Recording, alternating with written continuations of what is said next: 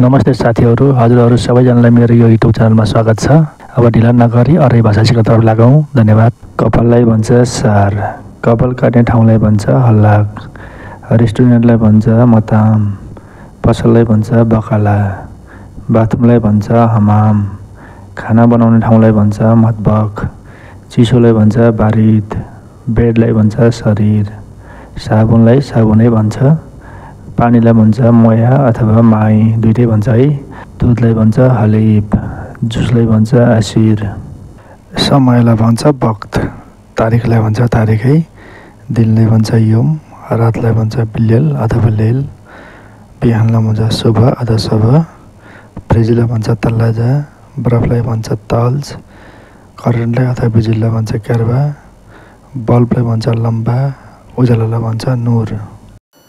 घरलाई भन्छ भेत, अफिसलाई भन्छ मक्तब, गाडीलाई भन्छ सैयारा, प्लेनलाई भन्छ तैयारा, एयरपोर्टलाई भन्छ मतार, वर्षालाई भन्छ मतर, हावालाई भन्छ हावा, सकिनुलाई भन्छ खलास, खानुलाई भन्छ अकिल, पिउनुलाई भन्छ शराब।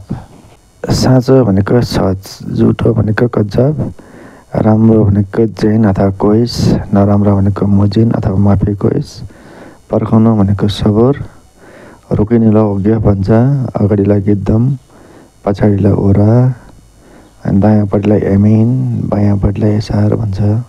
सुख भनेको हेर्नु, सुन्नलाई भन्छ यसमा, झगडालाई भन्छ जन्जाल, जानुलाई भन्छ रो, फर्काउनुलाई भन्छ इर्जा अथवा फिर्ता गर्नुलाई भन्छ राज्य, महँगोलाई भन्छ गाली, सस्तोलाई भन्छ रखिस, राम्रो छ भनेलाई हेलो भन्छ, धेरै राम्रो छ भनेलाई ब्राभो भन्छ।